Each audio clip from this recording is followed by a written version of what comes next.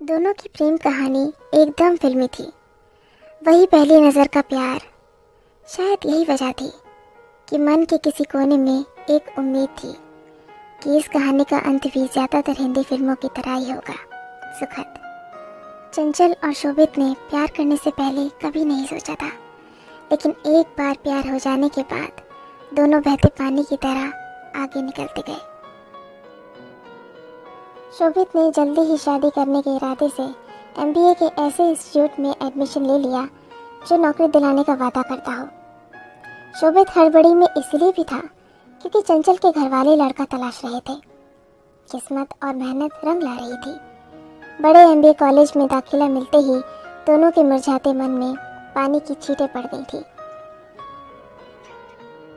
दोनों को लगने लगा था कि सब कुछ एकदम ठीक हो जाएगा, लेकिन हिंदी फिल्मों की तर्ज पर नाटक के मोड़ आना ही था। सो आया। कोर्स में दाखिला लेने के 1 महीने के भीतर ही चंचल की शादी तय हो गई। चंचल बहुत घबराई हुई थी, बल्कि वो दोनों ही बहुत घबराए हुए थे।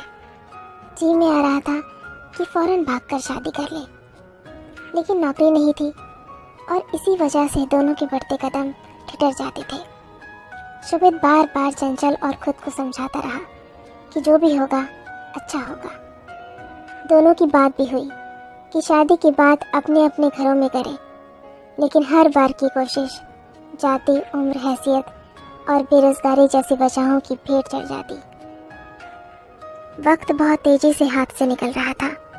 शोभित ने एमबीए की पढ़ाई और कोर्स छोड़कर कॉल सेंटर में नौकरी करने की सोची, लेकिन प्यार के रास्ते पर पहले चल चुके कुछ अनुभवी लोगों ने इससे होने वाले नुकसान को इतना बड़ा करके बताया कि दोनों इस रास्ते में भी आगे नहीं बढ़ सके। दोनों ने प्यार तो कर लिया था, लेकिन उसके आगे की बातें नहीं सोची थी। यही वजह थी कि प्यार के सफ़र पर निकल जाने के बाद जब बात शादी की आ रही थी, तो कभी चंचल को अपने भाई बहन की शादी का डर सता रहा था, तो कभी शोभित को परिवार की इज्जत और भविष्य की चिंताओं का काला खौफ। चंचल की शादी का दिन आते आते हर बड़े से छोटे मंदिर तक नंगे पांव जाने और 101 रुपये का प्रसाद चढ़ाने का वादा भगवान से वो कर चुका था। पर महंगाई के इस दौर में 101 रुपये से क्या होता है, शायद भगवान को भी ये मंजूर नहीं था। निराश होकर शोभित ने नास्तिकता से वास्तविकता की ओर कदम बढ़ा दिए। शादी तय होने से लेकर शादी के दिन तक लड़के का फ़ोन नंबर और पता फेसबुक से निकालकर कुछ जुगत बढ़ाने की कोशिश भी नाकाम रही थी। उसकी शादी वाला पूरा दिन शोभित ने मंदिर में ही बिताया। कुछ उम्मीदें शायद अभी बाकी थी, हालांकि सूरज ढलने के साथ उनमें भी तेजी से कमी आ रही थी। हिंदी फिल्मों को शोभित ने अपनी ज़िंदगी में कुछ ज़्यादा ही उतार रखा था, इसलिए शाम होते ही आखिरी सलाम करने पहुंच गया मैरिज हॉल। दुल्हन के तैयार होने वाले कमरे में किसी तरह पहुंचकर उसे बोल दिया कि मैं स्टेज पर आऊँगा, तू मुझे गले लगा लियो। मेरी थोड़ी पिटाई तो पड़ेगी, लेकिन सब ठीक हो जाएगा, शादी कैंसिल हो जाएगी। इतना कहकर शोभित तीर की तरह कमरे से बाहर निकल गया।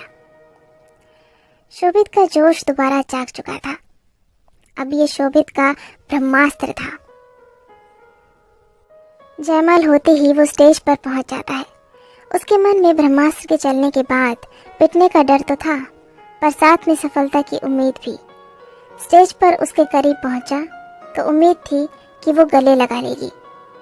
शोभित ने चुपके से इशारा भी किया, लेकिन उसके चेहरे पर कोई भाव नहीं था।